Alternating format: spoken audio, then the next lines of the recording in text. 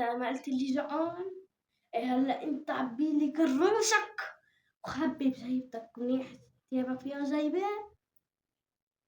ليه ما لبست البيجامة اللي قلبها جيبات كتير يا حمول؟ بس انا لان الاولاد جوعانين وما حاجيب لهم اكل بدي اجيب لهم بروم الدهر، فجبت الدقيس هلا بعبيلهم اياه بيافة، خبيه هون يلا ما حتشوف. اهلا وسهلا فيكم. بقولي كل عام وانتم بخير. بقولي هالحلو يا ابو خضر جاب لي هون البارحه. خد يا ابني خد.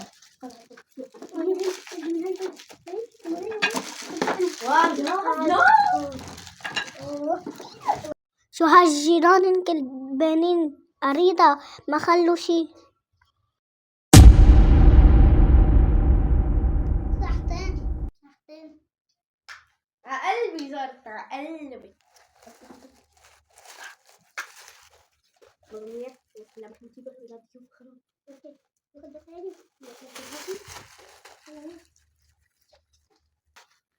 انتوا ما جبتوا حلو يا العيد؟ بلا جبنا. انتوا جبتوا منين؟ قلت لا يا حبيبي جبتهم بس ما ورجيتك اياهم لان مرتبين كتير فخامة. القطعة الواحدة $20. ليش امبارح ما ضيفتي الضيوف وانا حلو؟ لانه معها سكر هن ختيانين، كل واحد عمره 50-60 سنة.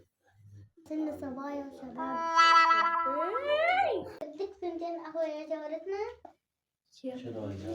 ليش ما شربت قهوة؟ اعملي قهوة اعملي، مع اني هلا شربت قهوة من افخم نوع بلبنان. يا جارتنا الشربي ما بيشوي بيسود. انا ما كان صحتك يعني.